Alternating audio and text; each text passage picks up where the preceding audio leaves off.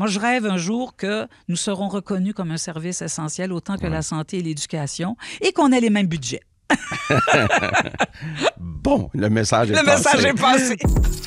Bonjour tout le monde. Bonjour, Lorraine Pintal. Bonjour, M. Legault. Merci beaucoup d'avoir accepté de venir à cet épisode du balado.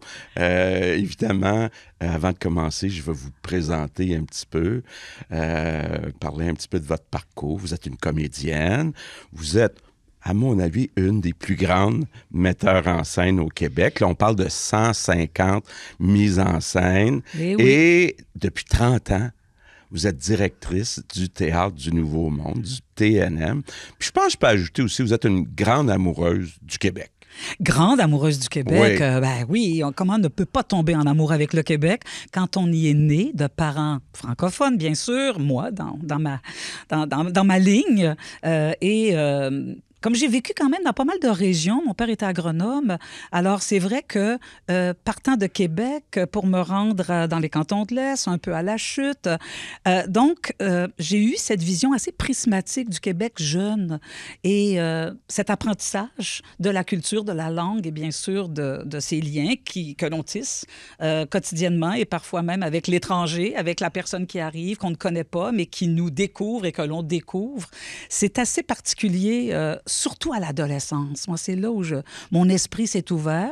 Mais bon, j'avais l'âge parfait pour aller à l'Expo 67, moi. Moi aussi, j'étais allé. J'étais jeune, évidemment. Oui, moi aussi, très jeune. L'Expo 67, les Olympiques en 76. Donc, on connaît ça. On a vu du monde qui venait de partout, oui. Dehors de ces deux grands événements. Mais comment vous le trouvez, notre Québec, aujourd'hui? Le genre de société, on parle beaucoup là, que c'est négatif. Bon, il y a des médias sociaux. Comment vous le trouvez, notre Québec, aujourd'hui? Bien, le Québec, en général, est considéré, et je le considère aussi, sous l'œil justement de gens qui nous regardent de loin, comme une nation très prospère, très démocratique, progressiste, très soucieux de faire en sorte qu'il y ait cette équité, cette intégrité, cette égalité entre les gens qui y vivent. Moi, je pense au niveau de la condition féminine, simplement à ce niveau-là. Nous avons une chance inouïe de vivre dans un endroit, dans un lieu, dans un État qui nous permet de grandir, d'espérer, d'avoir des ambitions. En plus, culturellement parlant, et même au niveau de l'innovation et du savoir, on occupe, au niveau de l'échelle planétaire, un rang très élevé. Les gens comparent le Québec à d'autres pays, nous citent en exemple le dynamisme, l'ouverture, le savoir. Parlons juste des nouvelles technologies, c'est fabuleux. Le déclin que l'on remarque, et je sais qu'on va en parler, c'est évidemment...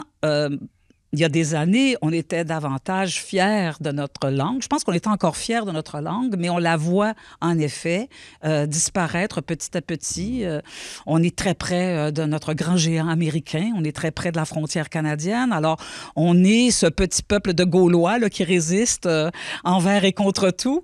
Ça, moi, ça m'affecte. Aujourd'hui, si j'ai à tracer le portrait du Québec, au-delà de toutes les qualités que je viens de dire, vraiment, ma langue me fait peur. C'est une langue que j'aime parler, c'est une langue que j'aime écouter, c'est la langue avec laquelle on aime, c'est la langue avec laquelle on communique.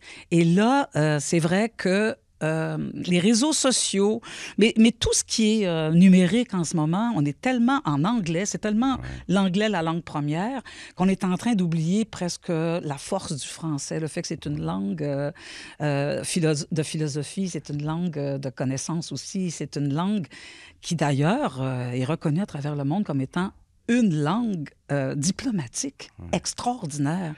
Alors, on ne peut pas perdre ça. Non. Puis on va y revenir sur le français, mais peut-être avant de parler du français, parlons un peu plus de façon générale de la culture. C'est quoi la place de la culture à Montréal, au Québec? La pandémie a fait prendre conscience à beaucoup de gens, quand on s'ennuie de quelque chose, à quel point c'est important. Et c'est vrai que, malheureusement, là, je vais parler de l'art vivant. C'est vrai que, malheureusement, il y a eu un manque incroyable qui a été vécu par beaucoup de membres de notre communauté. Et c'est quand justement, l'être aimé s'éloigne que l'on se dit et que je l'aimais. Et que j'aimais cette culture vivante à laquelle j'appartiens, qui me permettait de vivre des rassemblements, de communier avec mes semblables ou des gens qui m'apprennent des choses sur sur leur propre culture. Et elle est multiple, la culture, aujourd'hui. Ça, c'est le grand, grand changement qu'on voit à Montréal, particulièrement. Le portrait démographique de Montréal a tellement évolué. Alors, on est là aussi... de multiples cultures à se parler, à mieux se connaître, à se découvrir et en même temps essayer de communier ensemble l'essence même de ce que nous sommes. Donc ça, c'est le grand, grand changement pour moi. Je voudrais pas évacuer la littérature, je voudrais pas évacuer la chanson francophone notamment, la poésie, même les arts qui n'ont pas la parole comme outil premier. Ben, ça fait qu'il y a une offre ici, au Québec, qui est absolument incroyable. Moi, je dis que ça part de l'éducation. Alors, si en éducation, il y a déjà cet apprentissage de la culture, que ça fasse partie du quotidien, qu'on s'abreuve à la culture et à toutes les cultures, ben, ça fait des meilleurs citoyens plus tard. Puis je trouve que ça fait des gens qui sont plus intelligents dans leur manière de voter, dans la manière de penser la société en lien avec les outils qu'on se donne pour évoluer, pour progresser. Alors, moi, j'ai confiance en cette culture. J'ai très, très confiance. J'en suis fière aussi quand je voyage à l'étranger. Quand je dis que je viens du Québec, les yeux brillent, les yeux s'allument. Alors, tout n'est pas nécessairement beau sous le ciel québécois. Il y a des manques, il y a des failles. La pandémie, encore une fois, a mis en lumière les failles de notre système culturel. Mais avoir les jeunes, là, qui sont en train de prendre la place, leur place, ça va être fort, là, dans 10, 15, 20 ans, 30 ans, là. C'est des gens là, qui n'ont pas peur de brasser la cage. Parlons-en un petit peu des jeunes, parce que c'est ça, la culture, ça fait partie de ce qu'on est. Bon, ça fait partie d'un des bonheurs de la vie, mais qu'en est-il de la culture chez les jeunes? Là? Comment vous voyez ça? Beaucoup de travail à faire chez les jeunes parce que, on le sait, ils ont une offre incroyable. Ça n'arrêtera pas. Hein, on le sait, là, l'intelligence artificielle arrive. Une offre américaine, entre autres. Oui, très américaine. Même si ce n'est que le petit écran qui nous renvoyait notre image pendant tellement d'années et qui maintenant est multiplié par 100, par 200, par 300. Alors, on a tellement de choix. Et les jeunes sont gourmands. Ils sont avides. Ils aiment être à la mode aussi, suivre des courants. C'est normal. Et là, donc, on les voit s'éloigner tout à coup et aimer mieux la tablette. Hein? C'est dangereux, c'est un monde de solitude aussi, d'individualisme.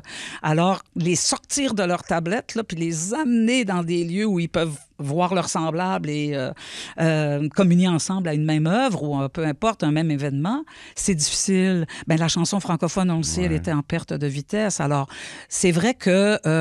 et la pandémie a créé vraiment un vide, là, parce qu'on les avait, là. On arrivait à tenir quand même beaucoup de jeunes. Là, bon. Énormément. Et... là, ce vide-là, j'ai l'impression que ça va nous prendre des années avant de le remplir. Puis comment? Parce que, bon, je me pose cette question-là. Évidemment, il y a une responsabilité du gouvernement, il y a une responsabilité de toute la société, mais comment amener plus de jeunes vers la culture, entre autres en français, la culture québécoise? Comment on peut faire ça? Vous avez parlé du rôle du gouvernement, c'est évident que c'est le nerf de la guerre. Hein, ça, c'est sûr. Mais l'humain, les artistes qui sont formés pour être artistes ou en tout cas qui pratiquent ce métier, c'est clair que ce sont les meilleurs ambassadeurs. C'est la courroie de transmission hein, entre l'éducation, par la suite l'apprentissage, la fréquentation et de découvrir qu'est-ce que la culture nous offre. C'est sûr que nous, là, on a ce rôle-là à jouer. Mais on ne peut pas jouer tous les rôles. Alors, les investissements... Puis on va parler d'argent, on n'a pas le choix. Les investissements de l'État, qui, on le sait, s'est désengagé quand même pendant un certain nombre d'années. Puis là, on retrouve, j'espère, une espèce de collaboration entre la culture et l'État. Le mot culture vient plus facilement aux lèvres des politiciens, dont vous et vos ministres. Ça fait du bien d'entendre le mot culture. Large, la grande culture. Mais il n'y a pas juste une question d'argent, c'est important, mais c'est dans toutes nos structures, notamment des institutions. On a beaucoup décrié les institutions pendant de nombreuses années, mais finalement, ce sont des ports d'attache qui sont des repères pour les jeunes. Et donc, ils viennent, si on les amène, là, puis si on convainc les commissions, enfin, les professeurs, les écoles à inscrire dans le corpus scolaire c'est presque l'art obligatoire. Ouais. Je fais peur à des gens, des fois, quand je dis qu'il faut des sorties culturelles obligatoires, comme Ouais. la classe Non, neige non. ou la classe forêt. Non, là. on en a, mais c'est vrai Ouais. que ça en prendrait plus. Pourquoi pas? Ouais. Moi, je trouve qu'il y a une initiative qui est très, très bonne. Ça fait longtemps qu'on en parle, mais c'est le passeport culturel. Ouais. Ça fait longtemps bon, il y a des gens qui l'avaient déjà initié. Je pense à la vitrine culturelle, Ouais, je pense au ouais, groupe des ouais. 11 là, qui réunit les institutions Donc, un montréalaises. passeport qui pourrait être pour les jeunes, qui leur permettrait gratuitement Oui. d'aller... bon, là, il y a différentes formes d'art, évidemment. Ben, Il y a toutes le les formes théâtre, d'art. mais Ben oui, toutes les ben formes oui. d'art Le musée, aussi, il y a des choses d'une grande accessibilité. Puis on parle de gratuité, puis parfois la gratuité, c'est pas toujours le passeport le plus facile, parce que ce qui est gratuit, bon, il y en a de la gratuité en culture, là, n'est pas nécessairement ce que les jeunes vont rechercher. Si on voit ce qu'ils fréquentent, là, pour ne pas nommer les centres belles de ce monde, ça peut quand même être assez dispendieux. Alors, il y a la gratuité, oui, mais c'est l'accessibilité, c'est la démocratisation de la culture. Et nous, on a un rôle à jouer. Et ce serait intéressant que le ministère de l'Éducation, le ministère de la Culture, bien sûr, là, vous avez initié le ministère de la langue française, bravo, qu'ils comptent sur nous. Nous, on peut être des acteurs très importants pour initier, intéresser, sensibiliser les jeunes à la culture. Puis, c'est quoi la place du numérique? Je sais que vous avez essayé durant la pandémie là, de, enregistrer des pièces de théâtre, mais bon, évidemment, les jeunes, on va-tu les chercher sur le numérique ou on essaie de les amener dans un musée, dans une salle de théâtre? Comment on va les chercher? On aime mieux les amener. C'est quoi la place du numérique dans tout ça, là, Télé-Québec? Qu'est-ce qu'on fait avec ça? Télé-Québec, c'est essentiel. Là. On peut pas... Parler aux gens qui ont justement mon âge et qui ont appris à vivre humainement par le biais de... Bon, on va toujours nommer Passe-Partout, là. Peut-être que Télé-Québec en peut plus de se faire dire qu'ils ont été les grands producteurs de Passe-Partout. Mais Télé-Québec a un rôle éducatif à jouer. Ouais. Et ça, si on perd Télé-Québec, ça serait... Non, mais ce que je veux dire, c'est... Ça serait terrible. Oui, on est en train de mieux financer Télé-Québec, mais est-ce que Télé-Québec a un rôle à jouer dans le numérique pour aller rejoindre les jeunes, entre autres? C'est une lame à double tranchant. Nous, le numérique, on l'a courtisé beaucoup parce que les théâtres étaient fermés. Donc, il y avait plus de possibilités de rejoindre le public. Par contre, ça nous a ouvert des portes. Alors, j'y crois beaucoup. Je crois beaucoup à cette possibilité de franchir les frontières. C'est sûr qu'un théâtre filmé, c'est jamais aussi... fort qu'une expérience vivante, mais on a décuplé nos forces et on a décuplé les talents. Beaucoup de jeunes talents, vidéastes en lumière et tout, qui se sont mis au service du tournage de nos productions. Alors, on n'a pas à avoir honte de nos productions tournées, si je compare à... Il y a beaucoup de jeunes humoristes aussi. Oui. Hein? Bon, puis je sais qu'il y a des grands débats en culture, la place de l'humour, mais il reste que quand même les jeunes consomment beaucoup. Il y a du bon humour qui se fait en français. Il y a du très bon humour, bien ouais. sûr.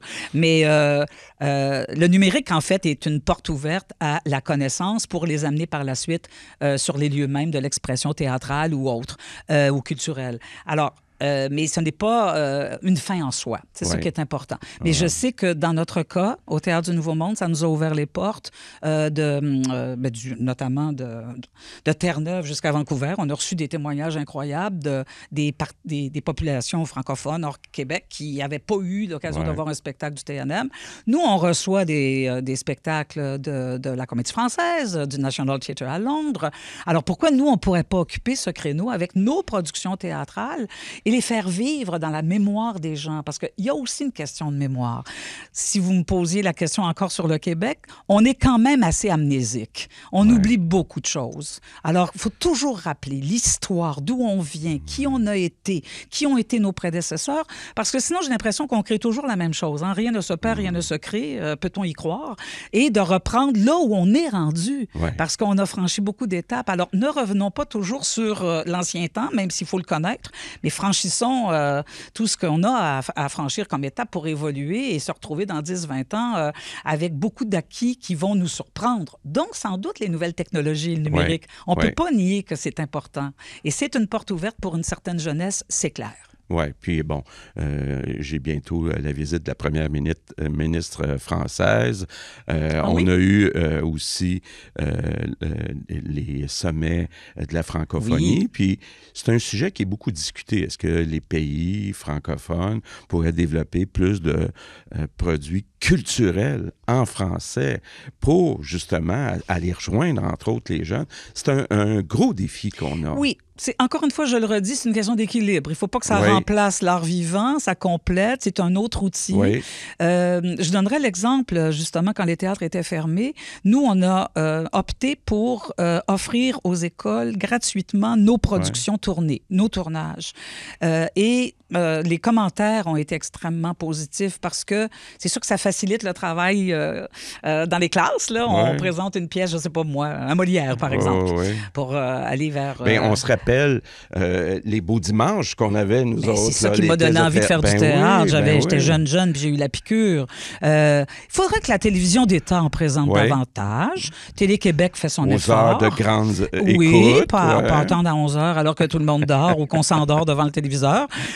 Oui, ça, je trouve que c'est un rôle que la télévision d'État devrait jouer davantage. Télé-Québec le fait de mieux en mieux, de plus en plus. Mais j'ai l'impression qu'on est toujours en train de quêter un peu notre place quand on parle justement de ces sociétés d'État à très grande diffusion. Et pourtant, le public le veut. Hein, on peut sous-estimer parfois le public. Si on peut en parler de ce public là, qui est notre ADN, là, c'est grâce à lui qu'on est là. C'est pour lui qu'on est là. Il n'y a pas d'autre raison quand on fait ce métier-là que de susciter la rencontre entre l'artiste et le public. Et, puis le TNM le fait bien. C'est important, à un moment donné, on peut aller dans des nouveaux endroits, mais il faut aussi rejoindre la population. Bien, les grandes institutions, je le redis, on a des repères. Hein? C'est des repères géographiques dans la ville, sur le territoire québécois, mais tout ce qui est la couche sous, là, le souterrain, l'art souterrain et les petites compagnies là, où les démarches sont beaucoup plus pointues. Là où il y a des jeunes artistes qui font leurs premières armes et qui se retrouvent par la suite comme étant des vrais ambassadeurs de notre culture. On a tous commencé un peu au bas de l'échelle. Et à partir du moment où on grimpe, à un moment donné, c'est grâce à des jeunes compagnies. Et je dois dire que ces jeunes compagnies, elles souffrent. Alors ça, c'est la fille de théâtre qui vous parle. Là. Elle souffre. Là, il y a quelque chose au niveau des programmes, l'accessibilité aux programmes, évidemment, les subventions, autant au Canada qu'au Québec là, et que la Ville de Montréal. Il y a une espèce de cohérence à trouver entre ces différents paliers. Services de proximité avec la Ville, plus large avec le Canada et Québec aussi, c'est un service de proximité. Puis qu'on soit lié justement davantage pour permettre l'éclosion des nouvelles pratiques, puis en même temps, une certaine reconnaissance des pratiques qui sont plus institutionnelles, mais qui sont aussi innovantes. Puis là, on va rejoindre les grandes universités, on va rejoindre les... Alors, c'est pour ça que quand on voit le portrait global, là, un peu, là, si on était des drones, là, puis qu'on était plus en haut, là, on regarderait le Québec là, dans tout son portrait culturel, puis je pense qu'on serait assez impressionné. Mais c'est sûr que quand on lève des couches, il y a des aspects de cette culture qui souffrent, qui ont besoin d'aide et qui ont besoin d'avoir cette reconnaissance publique du rôle essentiel qu'ils jouent. Moi, je rêve un jour que nous serons reconnus comme un service essentiel autant que la santé et l'éducation et qu'on ait les mêmes budgets. Bon, le message est passé. Bon, mais maintenant, parlons un peu du français. Bon, évidemment, produits culturels en français, ça aide à faire la promotion du français, mais... Bon, moi aussi, puis je pense qu'on partage tous les deux une inquiétude de voir à chaque année le pourcentage de francophones au Québec diminuer. Oui. Donc, et à Montréal surtout. Surtout à Montréal. On est rendu à 48 %, dont on est tombé en bas de 50 de francophones. Comment on arrête ce déclin puis qu'on repasse ça dans l'autre direction? Comment on fait ça? La grande question. Il y a un ministère de la langue française, c'est déjà pas mal. M. Roberge a une lourde tâche sur les épaules avec un consortium, si j'ai bien compris, avec la culture, avec l'immigration, ce qui est très important. Bien, l'accessibilité au français, je pense que déjà, il y a des programmes qui permettent cette accessibilité-là. Ça, c'est pour les néo-immigrants, donc ceux qui arrivent, là, ceux qui sont confrontés à une culture qu'ils connaissent peut-être pas autant qu'on le désirerait, qui ne possèdent pas la langue non plus, ce qui est quand même un choc là, quand tu arrives dans un endroit, même si tu sais que la langue officielle du Québec, c'est le français, quand tu arrives puis que tu parles pas français, c'est un long parcours. Ils ont besoin d'aide. Il y en a, il y a déjà des services. Faut pas, surtout pas les amoindrir, ces services-là. Mais au-delà de... et là, je vais prêcher pour ma paroisse. Au-delà de l'apprentissage du français d'une manière beaucoup plus... soit la syntaxe, la grammaire, le vocabulaire et tout, ce que je me rends compte avec nous, des programmes qu'on a initiés en francisation, il y a la difficulté de la langue, parfois, peut freiner des élans. Et parfois, on a l'impression que ça peut être un peu déshumanisé, tout ça. Et quand on arrive tout à coup avec un programme plus culturel, artistique, théâtral, autre, il y a un ludisme, il y a un plaisir à parler la langue. On n'est pas jugé. On est là juste pour même l'écrire. Vous savez, l'écriture du français, là, quand on arrive à cette étape-là dans la vie, c'est très difficile. Parce qu'il y a même une pauvreté dans l'écriture en ce moment chez des gens qui parlent le français depuis qu'ils sont nés. Alors, on part de loin. Donc, c'est de se servir de la culture. Parce que la culture avec un grand C, c'est pas juste les arts dont je parle, c'est une manière de vivre au Québec.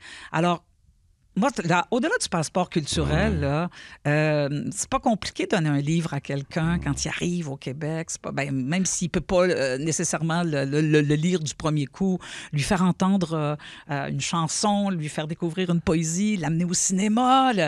C'est tout un programme qui devrait, là aussi, accompagner l'apprentissage du français. Ça ne peut pas qu'être sur des bancs d'école. Il faut que ça soit dans la pratique. Dans la pratique, c'est plus fun. Hein? Là, il faut avoir du plaisir. À apprendre le français. On dirait que fun, des fois, il y a plus de plaisir que plaisir, mais c'est du plaisir. Je veux quand même parler un peu de l'immigration. Parce que, bon, je veux pas critiquer le fait qu'on a moins d'enfants au Québec. C'est un choix personnel de société. Qu'on doit respecter, en effet. Qu'on doit respecter. Mais donc, ce que ça veut dire, c'est que les nouveaux arrivants, ont un impact important sur l'avenir du français. Puis là, la question qui se pose, c'est doit-on être plus exigeant quand on met nos critères de sélection pour la connaissance du français avant qu'on choisisse des nouveaux arrivants? C'est votre ligne de pensée, puis elle est très justifiable et justifiée vraiment.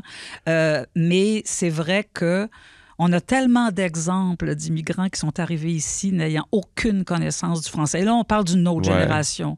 Donc, les pères, les mères de ceux qui, aujourd'hui, sont des Québécois là, qui parlent français couramment. Et j'avoue qu'il y a des témoignages qui m'émeuvent parce que cette personne ou ces personnes-là ont tellement bûché pour apprendre le français et tellement bûché par la suite pour l'apprendre à leurs enfants qui maintenant le parlent couramment. Et donc, il y a une vision à moyen ou long terme qu'il faut quand même préserver. Mais il est vrai que quand tu arrives dans un pays, dans une nation, dans un État où tu sais que la langue officielle, c'est le français, c'est plus respectueux peut-être ou facile de savoir qu'ils ont une base. Il y a quelque chose qui leur permet de grandir plus rapidement. Je pense parce que c'est humiliant des fois de pas savoir la langue. C'est dur. Mais en même temps, il y a des forces vives parmi ces gens-là qui peuvent tellement nous rendre service et nous ouvrir à d'autres cultures. Je pense qu'il y a des beaux exemples de gens qui sont venus ici, puis qui ont appris le français, puis qui ont contribué de façon importante. La question qui se pose, c'est que, si on ne change pas notre façon de sélectionner, puis parce que dans le passé, c'était à peu près 50-50. 50% francophones, 50% non francophones. Je pense qu'on est rendu à l'étape de se dire qu'il faut peut-être en choisir un plus grand pourcentage qui sont déjà francophones. Ce que je vous dirais, le problème quand on dit choisir, c'est qu'on en élimine. Et c'est là où je pense que la ligne est très, très sensible. Mais en même temps, je pense surtout, moi, à l'humain. C'est la personne qui est là, l'humain que tu as devant toi, qui est projeté dans un endroit où il ne connaît pas du tout la langue et qui doit faire ses preuves vite parce que ça peut aller vite aussi où on fait, tu vas aller ailleurs. Alors, c'est sûr que je comprends le niveau d'exigence. Je le comprends. Mais après ça, il faut leur donner des outils. Ouais. Et je le redis, ce ne sont pas que des bancs d'école pour apprendre un français avec résultats à l'appui. C'est au-delà de la langue, c'est la culture québécoise qu'il faut qu'ils ressentent. Il faut ressentir une culture. Et là, ça fait partie de... il y a tellement de groupes qui permettent cet apprentissage. Alors, je ne saurais pas me prononcer davantage parce que je suis très partagée entre... moi, je travaille sur l'humain, alors c'est l'humain qui me préoccupe. Et de voir comment on pourrait l'accueillir grandement avec le respect de sa culture, mais en lui disant ici, ça se passe en français, puis tu peux être vraiment gagnant à l'apprendre, à le partager. Oui, puis s'assurer que le français, ça soit la langue des affaires, donc la langue de travail. Oui. Parce que, évidemment, c'est incitatif d'apprendre le français quand pour travailler... Tu peux parler en anglais. Oui, c'est ça. Donc, là, on fait des grands signes, là, parce que c'est tellement passionnant. On pourrait passer des heures, Lorraine, à jaser. Mais j'ai une dernière question que je pose à tout le monde, à tous mes invités. C'est quoi le dernier livre que vous avez lu là, qui était bon? Oui, on est mieux de parler des livres qu'on a vraiment beaucoup aimés. J'aurais deux choix, si vous me permettez, parce que, contrairement à mon habitude, c'est très rare que je lis deux romans d'affilée ou de suite en même temps. En même temps? En même temps, plutôt. En fait, j'étais en train de lire le dernier roman de Kevin Lambert, qui est Que notre joie demeure. D'ailleurs, le titre est tellement beau.